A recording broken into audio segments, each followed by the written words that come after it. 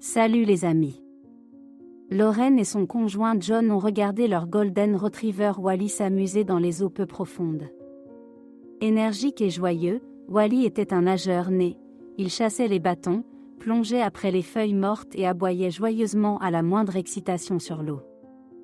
Le couple a déjà passé environ 1 heure sur le lac et Lauren s'est confortablement installée pour pique-niquer, profitant de la sérénité du soleil de midi.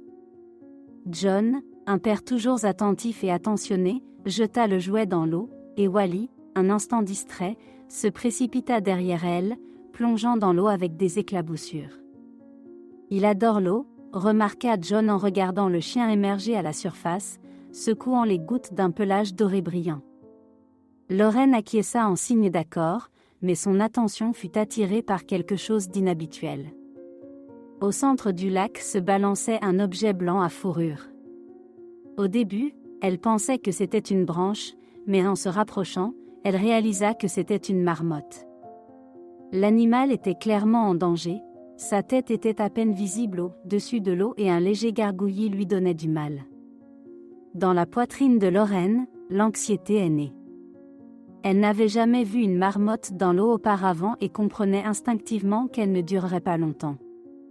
John remarqua l'alarme de Lauren et, regardant l'eau, demanda « Que s'est-il passé ?»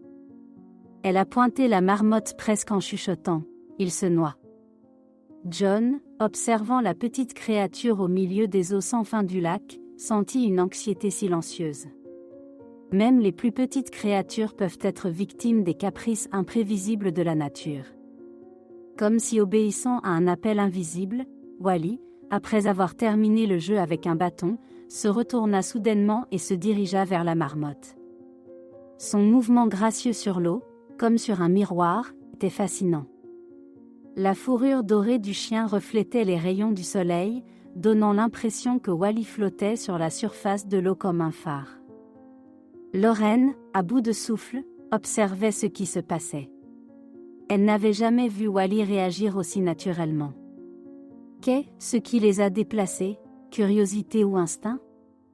Wally a nagé jusqu'à la marmotte, et s'arrêtant, l'a renversée sur le dos avec une légère poussée, supportant un petit poids.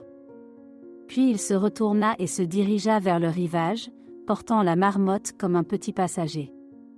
Devant les yeux de Lauren et John, une scène remplie d'une beauté calme et presque mystique s'est déroulée.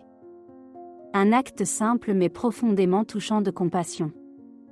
Wally a soigneusement pris la marmotte à terre et l'a soigneusement posée sur le sol. La marmotte, choquée mais entière, s'assit en regardant le chien avec ses petits yeux. Il se figea un instant, puis, en faisant un petit grincement, il toucha le nez du museau de Wally, comme si c'était grâce à son salut.